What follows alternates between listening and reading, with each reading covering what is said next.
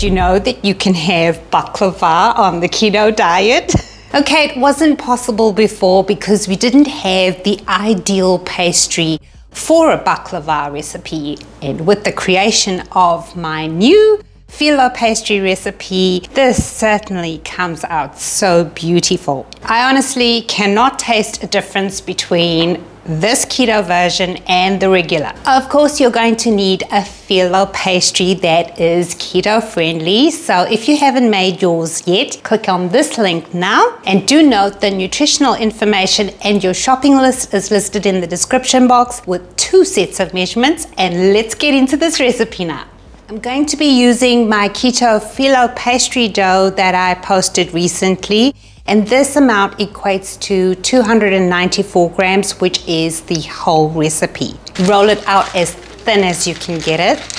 Okay, set your Filo pastry aside for now. And just for your understanding, what we're going to do is cut the pastry to the size of your pan. Now I'm using a 6 by 6 inch oven safe pan. You want to use something similar so you have enough pastry. Okay, in the bowl I have 2 cups of walnuts. Now you can use pistachio nuts, but you're going to need a total of 2 cups to have enough nuts. Add that to your food processor so that we can chop this finely, and then add a teaspoon of ground cinnamon. You want to pulse about 8 times. You don't want the nuts to be too fine.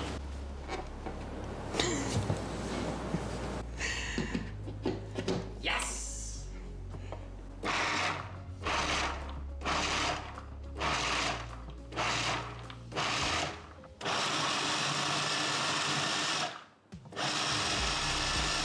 Okay, mine went for a little bit longer. It's kind of a long pulse, but you can see that they aren't totally ground fine.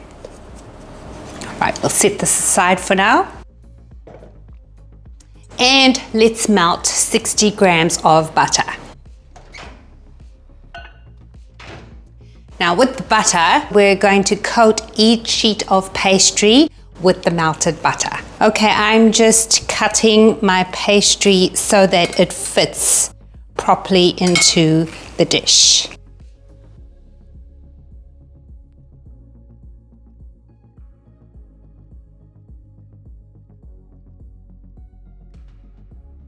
If you're using the same size pan as I am, you should get about 8 sheets of Filo pastry, which is going to be quite good. So first we'll start off by coating the base of the pan with melted butter.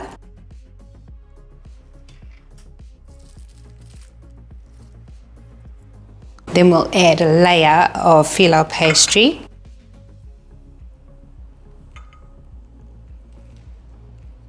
And because we're going to add a second layer of pastry, I'm just going to coat this one in butter first. We'll then progress to add the nuts and then 1 layer of pastry, and repeat that, and then top off with 2 layers of pastry.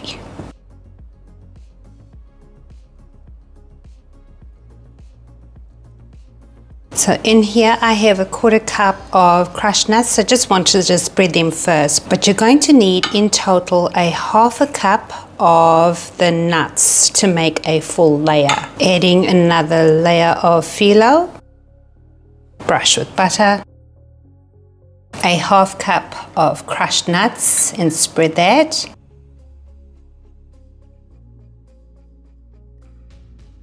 And repeat the steps. Add your Filo, brush with melted butter, and a 1/2 cup of nuts for your nut layer, and spread that.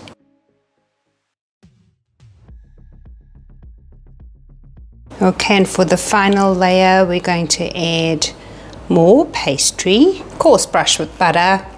And I think I'm going to do something a little different on top. I'm just going to create folds like regular puff pastry.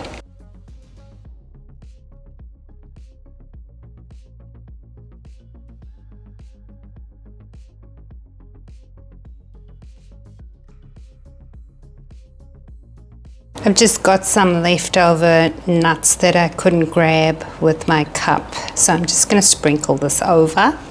And some pistachio nuts just for color and variation.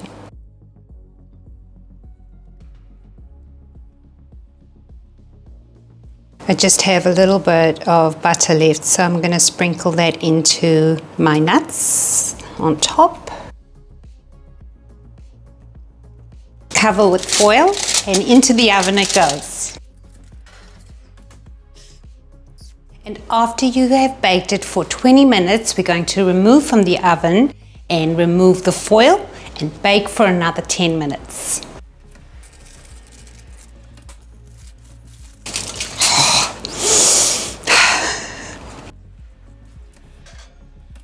The hardest part is waiting.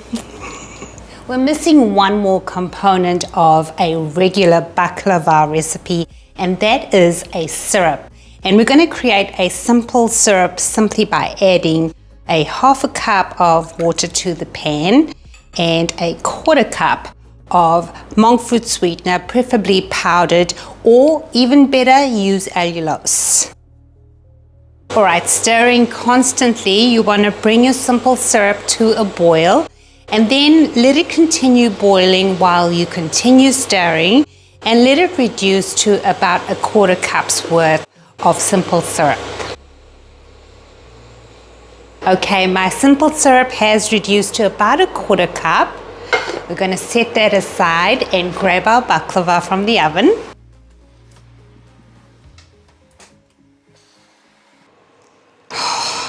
Okay, just taking note of the baklava and the baking time. We first went for 20 minutes with the foil on, removed the foil, and it was baked at the 10-minute mark. However, I went another 10 minutes just to see what happens, and it does have little flakes of crispiness. That is exactly what I wanted. And now we cut into the baklava. We cut our slices, so we're going to do there and there, and then go on the diagonal like that.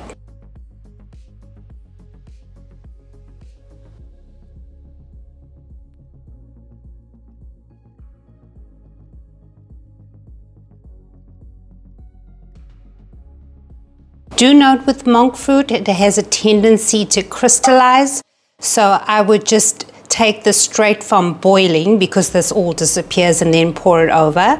I'm not allowed allulose in Australia apparently, so I can't get allulose, but that would be the perfect sweetener to use. It won't crystallize. Okay, we pour our simple syrup over, and that's why we cut it before, so the syrup can seep through the slices. Just remove one slice so I can show you the inside. Look at that.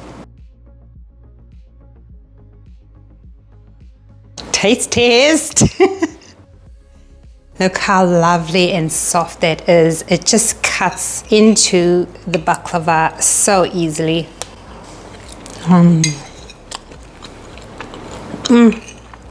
Little bit of cinnamon, sweetness, soft nuts with soft pastry. What more could you ask for?